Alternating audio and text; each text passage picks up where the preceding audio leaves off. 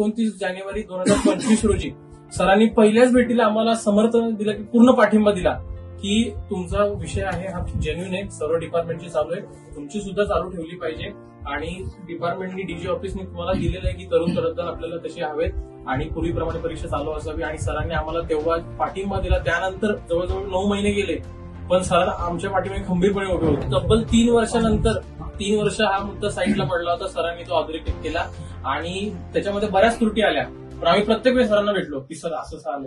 सरांनी लगेच आम्हाला म्हणजे आता पण सरांनी बाकी लोक पण आम्हाला पुढे प्राधान्य दिलंय. हे सरांचं खरंच आभार मानावं सर मोठेपणा काय आनंद. आम्ही सरांचं कव्हरिंग लेटर घेऊन गेलो की आम्हाला पहिले बोलायचे हा ठीक आहे तुमचा विषय. पहिले आम्हाला हे पण करत नव्हतं की बाबा नाही असं होऊ शकत नाही.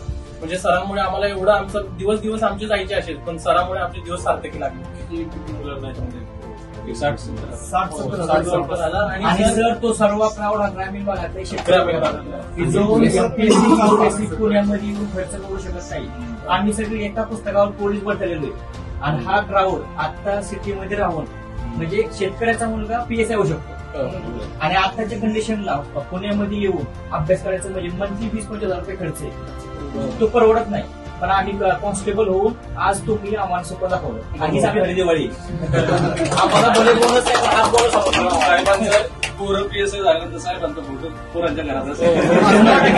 कारण की सर या निर्णयाकडे कोणीच लक्ष दिलं नाही. कुठल्या अधिकारी मंत्र्यांनी आम्हाला काय समर्थन दाखवले पण सरांनी दाखवली आणि महाराष्ट्रातले जवळजवळ 50,000 पोलीस आता सध्या यांना लाभ होईल आणि पुढे भविष्यात येणारे पोलीस सरांचं नाव काढणार आहे. कारण की सरांमुळे जीआर चेंज झाला आणि सरांमुळे संधी भेटली. आपल्या साहेबांनी आपल्याला मान्यता दिली त्यांची देखील आपण मानले पाहिजे. शिंदे साहेब आहेत सगळ्यांनी सहकार्य केलं परंतु यामागे मला सहकार्य करायचं एकच कारण होतं दोन पीएसआय असले पाहिजे.